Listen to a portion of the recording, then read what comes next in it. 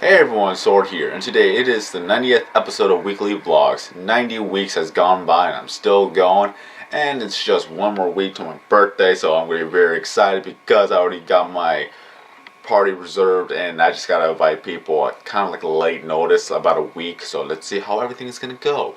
I could ask my friends if they're able to go, so yeah, if it's just a short amount of people, oh well, at least I got my party going because last year I didn't even have a party.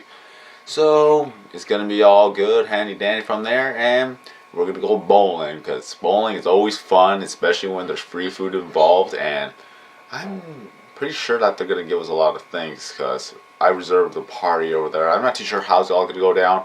I'm pretty sure I'm gonna have enough money to pay for it, and as well as that, I'm just asking everybody to bring $20 so they can pay for themselves because I wouldn't be able to pay for everyone. It's kind of fun how that goes. If a party you have to pay for yourself, man, at least you won't have to give me a present, so that's pretty much where it balances out. Alright, so that's pretty much what happened yesterday, as well as that I got called in 2 hours earlier to go to work. I had to wake up at 8:30 in the morning and I had to get there by 10. I had to go do a little bit of pickup service, go over there, and just pretty much work 2 hours earlier than I should have because I was supposed to work at 12.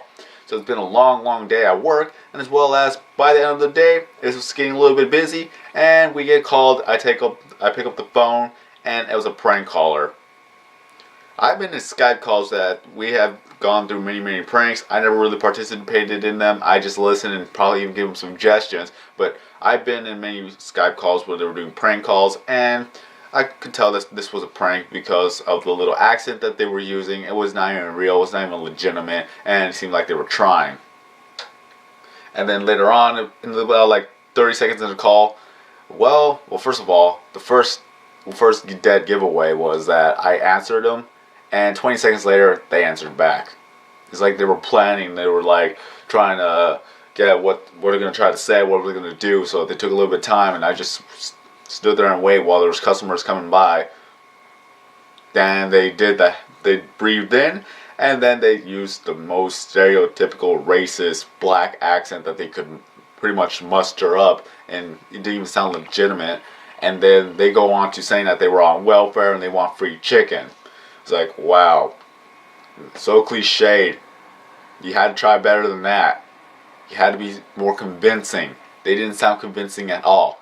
And then, of course, about another 30 seconds in, there was a second person walking in.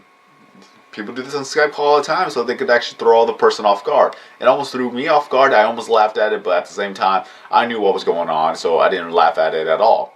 So, all that I heard in the background, clear as day. So I could tell that this was a regular Skype call. And so it's like, what are you doing?